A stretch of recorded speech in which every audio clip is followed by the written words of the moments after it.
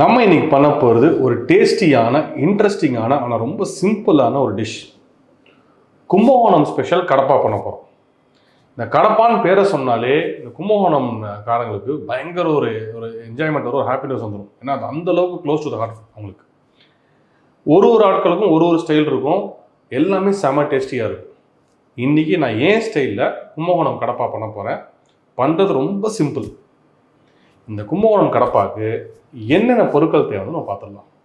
பாசிப்பருப்பு 100 கிராம், பெரிய வெங்காயம் 2, தக்காளி 2, தேங்காய் 1, உருளைக்கிழங்கு 2, பட்டை 1 இன்ச்சு, பிரிஞ்சி இலை 2, ஏலக்காய் 3, கிராம்பு 3, சோம்பு 1 டேபிள் ஸ்பூன், ஜீரகம் 1/2 டேபிள் ஸ்பூன், கசகசா 1/4 டேபிள் ஸ்பூன், பொட்டுக்கடலை 1.5 டேபிள் ஸ்பூன், இஞ்சி பூண்டு விழுது 2 டேபிள் ஸ்பூன், பச்சை மிளகா 3, கருவேப்பிலை, பச்சை கொத்தமல்லி, கடுகு 1/2 டேபிள் ஸ்பூன், கடலெண்ணெய் 2 டேபிள் ஸ்பூன், உப்பு. வெல்கம் டு என் சமையல் லெஜர் வித் வினோத்குமார். இந்த ஸ்பெஷலான கும்பகோணம் கடப்பாக்கு என்னென்ன பொருட்கள் தேவைன்னு பார்த்துட்டோம். இப்போ நம்ம செய்ய ஆரம்பிக்கலாம். இதில் ஃபஸ்ட் ஸ்டெப் என்னென்னா, இந்த பாசிப்பருப்பு இருக்கு இல்லையா, இந்த பாசிப்பருப்பு, இந்த உருளைக்கிழங்கு, மஞ்சள் இதை போட்டு நம்ம வேக வைக்க போகிறோம். நீங்கள் தனித்தனியாக வேக வைக்கலாம். நான் வேலை சிம்பிளாக முடியணுன்றதுக்காக நான் சேர்த்து வேக வைக்கலான்றேன். என்ன பண்ணுங்கன்னா, ஃபஸ்ட்டு இந்த உருளைக்கிழங்கு நல்லா கழுவிட்டு 4 வெட்டிக்கோங்க. ஸோ எதுக்குன்னா வெந்ததுக்கப்புறம் தோலை உரிக்கிறது ரொம்ப ஈஸி. பாசிப்பருப்பு நான் பாசிப்பருப்பு ஆல்ரெடி க்ளீன் பண்ணி தான் வச்சுருக்கேன். ஸோ இந்த பாசிப்பருப்பை நான் உள்ளே போட போகிறேன்.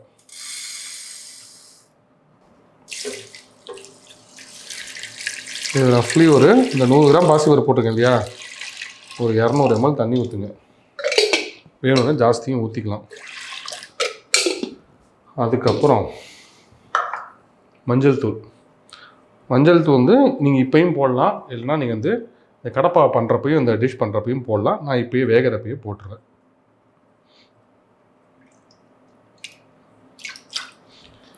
இதோட சேர்த்து இந்த உருளைக்கிழங்கையும் போட்டுருங்க. இது எதுக்குன்னா தனியாக வேக வைக்கலாம், தப்பு கிடையாது, டைம் சேவ் பண்ணுறது தான்.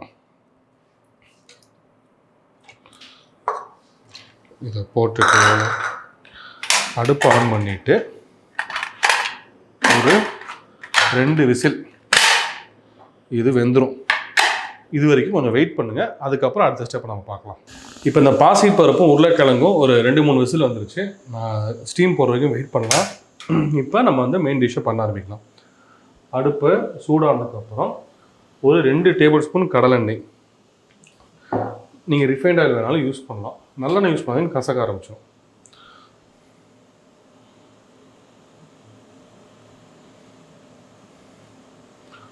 ரொம்பலாம் எண்ணெய் தேவையில்லை, ஒரு 2 டேபிள் ஸ்பூன் போதும். இப்போ எண்ணெய் சூடாகிடுச்சு. நம்ம என்ன பண்ணால் ஃபஸ்ட்டு இந்த கடுகு போட்டுடலாம். சோம்பு நம்ம 1 டேபிள் ஸ்பூன் சொல்லியிருக்கேன். ஸோ பாதி சோம்பு இங்கே போடுறேன், பாதி சோம்பு நம்ம அரைக்கிறப்ப போடுறோம். அதுக்கப்புறம் ஜீரகமும் உள்ளே போட்டுறேன். போட்டுட்டு இந்த கருவேப்பிலை, இதோட இந்த பச்சை மிளகா இருக்கு இல்லையா, நான் பச்சை மிளகா 2ஆக கீறி வச்சுருக்கேன். இதையும் உள்ளே போட்டுறேன். இந்த டிஷ்ஷுக்கு காரம் பச்சை மிளகா காரம் மட்டும்தான், ஓகேவா? ஸோ இது வதங்கிட்டு இருக்கிறப்ப நம்ம இந்த மசாலா, பட்டை நான் பெரிய பெரிய பீஸ் தான் போட்டிருக்கேன். ரொம்ப பொடி பீஸாக போட்டிங்கன்னா சாப்பிட்றப்ப வாயில் தட்டுப்படும், கம்ஃபர்டபுளாக இருக்குது. இதெல்லாம் ஈஸியாக ஐடென்டிஃபை பண்ணிடலாம், தெரியுது பார்த்து. பட்டை, ஏலக்காய் ஒரு 3 ஏலக்காய், கிராம்பு ஒரு 3 கிராம்பு, பிரிஞ்சி இலை, இதெல்லாம் போட்டு லைட்டாக வதக்குங்க, இந்த ஃப்ளேவர் வர அளவுக்கு. இது வதங்கினதுக்கப்புறம் ஓரளவுக்கு வதங்கிருச்சு, நல்லா ஃப்ளேவர் வருது. இந்த இடத்துல இந்த வெட்டி வச்சுருக்கிற வெங்காயம், நான் 2 வெங்காயம் இல்லையா, 2 வெங்காயத்தை நல்லா நீளமாக வெட்டி வச்சுருக்கேன். நீங்கள் இன்னும் பொடியாக வேணாலும் வெட்டலாம். என்னென்னா ரொம்ப பொடியாக வெட்டினா கரைஞ்சிடும், அதனால கொஞ்சம் வாயில் தட்டு போடுற அளவுக்கு இருக்கணும். ஸோ இந்த வெங்காயத்தை போடுறேன்.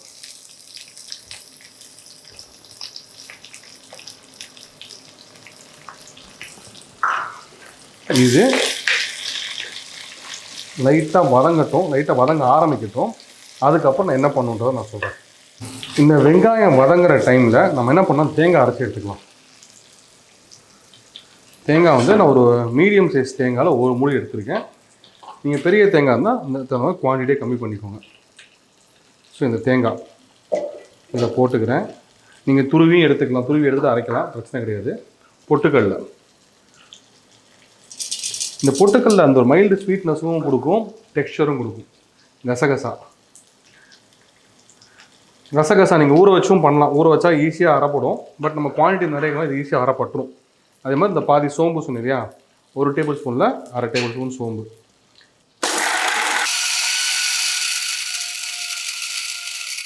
தண்ணி ஊற்றிக்கணும். அப்போ தான் வந்து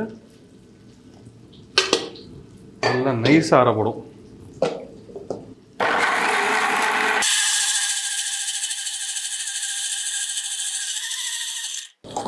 வேணால் இன்னும் கூட நைஸாக அரைச்சிக்கோங்க. பட் இது போதும். இந்த வெங்காயத்தை பார்க்கலாம். இந்த வெங்காயம் ஓரளவுக்கு வதங்கிருச்சு. பார்க்கலாம், இந்த டிரான்ஸ்லூசன்ட் அந்த மாதிரி பதம் வந்துச்சு பாருங்கள். இப்போ என்ன பண்ண போகிறோம்னா, நம்ம இந்த இஞ்சி பூண்டு விழுது இருக்கு இல்லையா, இதை போட போகிறோம். இது முதலே போடலாம், போட்டால் என்ன ஆகும்னா அடி பிடிச்சிரும். ஸோ வெங்காயம் கொஞ்சம் பாதி வதங்கின அப்புறம் போட்டோம்னா அடி பிடிக்கிற வாய்ப்பு கம்மினா வெங்காயத்தோடு மிக்ஸ் ஆகிடும். அடி பிடிக்காது, அடியில் போய் சிக்கிக்காது. முதல்ல போட்டிங்கன்னா அடியில் போய் ஒரு பேஸ் ஃபார்ம் ஆகிடும், அடி பிடிச்சிரும். ஸோ இது வதங்கட்டும். நீங்கள் வேணும்னா பூண்டு பல்லு கூட அதில் ஆட் பண்ணலாம். பட் நான் இந்த இஞ்சி பூண்டு விடுதலையே போட்டதுனால தனியாக பூண்டு ஆட் பண்ணல. நீங்கள் வேணும்னா ஆட் பண்ணிக்கலாம். இது ஒரு நிமிஷம் வதங்கட்டும். இப்போ இந்த வெங்காயம் இஞ்சி பூண்டு ஓரளவு நல்லா வதங்கிருச்சு பாருங்கள். பதம் பாருங்கள், ஓரளவு நல்லா வதங்கிருச்சு. நல்ல ஃப்ளேவரும் சூப்பராக இருக்குது. இந்த இடத்துல தான் நீங்கள் தக்காளி போட போகிறீங்க. நீங்கள் முதலையே தக்காளி போட்டிங்கன்னா இந்த வெங்காயம் இஞ்சி பூண்டுலாம் நல்லா ஃப்ரை ஆகாது. அதனால் நீங்கள் வந்து ஓரளவு வதங்கினதுக்கப்புறம் தான் போடணும். இந்த வெங்காயம் வந்து தக்காளி வந்து இதோடு சேர்ந்து நல்லா ஒரு மாதிரி தொக்கு மாதிரி ஆகும். அது வரைக்கும் கொஞ்சம் வெயிட் பண்ணுங்கள். இப்போ இந்த தக்காளி போட்டு ஒரு 2-3 நிமிஷம் ஆயிடுச்சு. இந்த பக்கம் பாருங்களேன், தக்காளி நல்லா வந்து ஃப்ரை ஆகிடுச்சு. இந்த வெங்காயத்தோடு நல்லா சேர்ந்துருச்சு. வேணால் இன்னும் அதிகமாகவும் வதக்கலாம், பட் இது போதும். இப்போ அடுப்பை சின்னதாக்கிக்கோங்க. சின்னதாக்கி இப்போ என்ன பண்ண போகிறோம்னா, இது இன்னும் 2 நிமிஷம் வதங்கட்டும். இது வந்து கரெக்டாக வெந்திருக்கு. இந்த பருப்பு பாருங்கள் நல்லா வந்து மசிஞ்சிருக்கு. இதே மாதிரி உருளைக்கிழங்கும் நம்ம இப்போ என்ன பண்ண போகிறோம்னா, இந்த உருளைக்கிழங்கு தனியாக எடுத்து தோல் எடுக்க போகிறோம். இப்போ நம்ம என்ன பண்ண போகிறோம்னா, இந்த ஆக்சுவலாக உருளைக்கிழங்கு வந்து தோல் உரித்து வச்சாச்சு. இது இருக்கட்டும். இந்த பாசிப்பருப்பு இருக்கு இல்லையா, நம்ம வேக வச்ச பாசிப்பருப்பு, இதை நம்ம வந்து இந்த மசாலாவோட சேர்க்க போகிறோம்.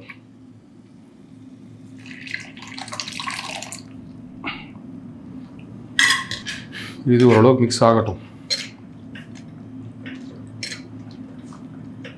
கொஞ்சம் தண்ணி ஊற்றிக்கோங்க. கடப்பை வந்து இவ்வளோ திக்காக இருக்கக்கூடாது, கொஞ்சம் தண்ணி ஊற்றிக்கோங்க. இது சாம்பாரோட தண்ணியாக தான் இருக்கணும். நீங்கள் வேணும்னா இந்த பாசிப்பருப்பை நீங்கள் மசிக்கலாம். பட் இந்த டெக்ஸ்சர் எனக்கு ரொம்ப பிடிக்கும், நல்லாயிருக்கும். அதாவது கொஞ்சம் அங்கங்கே தெரிகிற டெக்ஸ்சர் நல்லாயிருக்கும். பட் உங்களுக்கு வேணாம் அப்படின்னா நீங்கள் பாசிப்பருப்பை நல்லா வந்து மேஷ் பண்ணிக்கலாம். ஏன்னா அதை மேஷ் பண்ணுற கன்சிஸ்டன்சி தான் இருக்குது. நீங்கள் கையில் எடுத்து நல்லா அமைங்கும். பட் எனக்கு வந்து இந்த டெக்ஸ்சர் பார்க்க கொஞ்சம் நல்லாயிருக்கும். கொஞ்சம் எனக்கு வந்து சாப்பிடவும் எனக்கு வந்து அது பிடிக்கும். ஸோ அதனால் நான் வந்து மசிக்கலை. நீங்கள் வேணும்னா மசிக்கலாம். நிறைய பேர் கும்பகோணம் கடப்பா பண்ணுறவங்க வந்து எப்படி இவ்வளோ பருப்பு வந்து இவ்வளோ எப்படி இருக்கக்கூடாதுன்னு மசியணும்னு சொல்லுவாங்க. ஆக்சுவலாக மசிஞ்சிருக்கு தான்.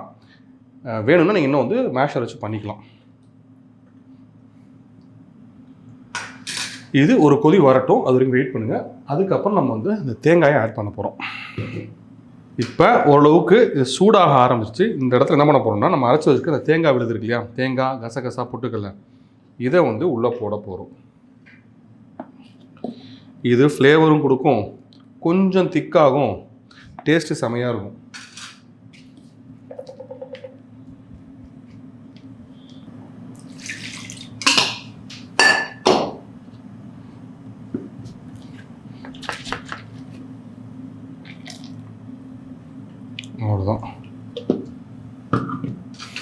இப்போ இதெல்லாம் மிக்ஸ் பண்ணி தேங்காய் சேர்த்தோன்னே இந்த கடப்பாவோட கலர் எப்படி மாறி பாருங்க. முதல்ல வந்து ஒரு சாம்பார் எஃபெக்ட் இருந்ததா, இப்போ பாருங்கள் கம்ப்ளீட்டாக இது வேறு டிஷ்ஷு மாதிரி ஆயிடுச்சு.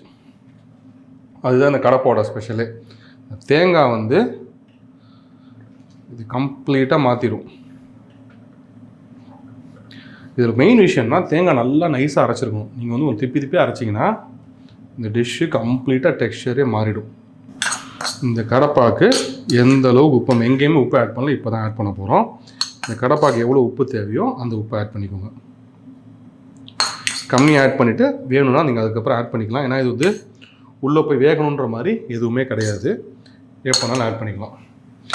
இது ஒரு கொதி வந்தால் போதும், ரொம்ப நேரம்லாம் கொதிக்க வேண்டாம். இந்த டைமில் என்ன பண்ணுங்கன்னா, அந்த உருளைக்கிழங்கு இருக்கு இல்லையா, சும்மா அந்த கையில் இப்படி அமுக்கி விட்ருங்க. இப்போ ஒரு கொதி வர ஆரம்பிச்சிருச்சு. நம்ம இப்போ என்ன பண்ண போகிறோம்னா இந்த உருளைக்கிழங்கு ஆட் பண்ண போகிறோம். இந்த உருளைக்கிழங்கு வந்து ஆல்ரெடி வெந்ததுனால இது ஜஸ்ட் மிக்சிங் டைம் தான்.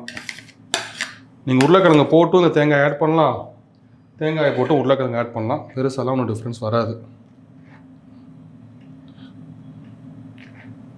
அவ்வளோதான். இது வந்து சும்மா லைட்டாக மிக்ஸ் பண்ணி விட்டுட்டு ஒரே ஒரு கொதி வந்தால் போதும். இப்போ பாருங்கள் லைட்டாக பாயில்ஸ் வருது பாருங்கள், கொதி வருதா. இப்போ அடுப்பை ஆஃப் பண்ணுங்க. அவ்வளோதான், கும்பகோணம் கடப்பா ரெடி. கடைசியாக என்ன பண்ண போகிறோம்னா இந்த கொத்தமல்லி, பச்சை கொத்தமல்லியை உங்களுக்கு எவ்வளோ தேவைனாலும் எவ்வளோ நாளும் நீங்கள் தூவிக்கலாம், அது பிரச்சனையே கிடையாது. நான் சும்மா ஃப்ளேவருக்காக லைட்டாக தூவுறேன், அவ்வளோதான். உங்களுக்கு வேணும் ஜாஸ்தியாகவும் தூவிக்கலாம். அவ்வளோதான், கும்பகோணம் கடப்பா ரெடி.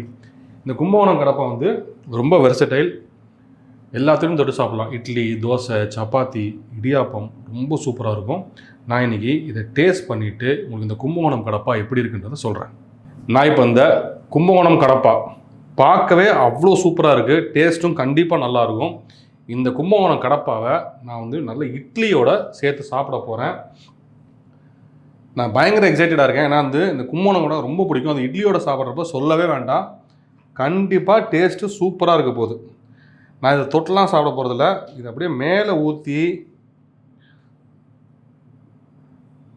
இதை ஃபுல்லாக வந்து இதில் ஊற வச்சு தான் சாப்பிட போகிறேன். நீங்கள் தனியாக வந்து இதை தொட்டு சாப்பிட்டாலாம் வேலைக்கே ஆகாது.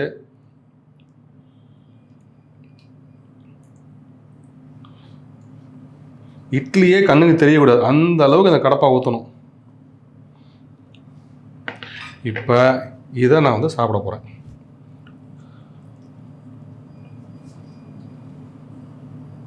இன்னும் சூடாக இருக்குது.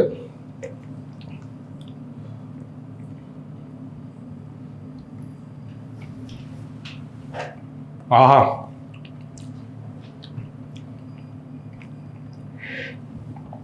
செம்மையாக இருக்குது. இந்த மசாலாவோட சட்டில் ஃப்ளேவரு, இந்த உருளைக்கிழங்கு, இந்த பருப்பு எல்லாமே சூப்பராக கான்ட்ரிபியூட் பண்ணியிருக்கு. அது இந்த இட்லியோட சாப்பிட்றப்ப சட்னி சாம்பார்லாம் தோத்துறதோட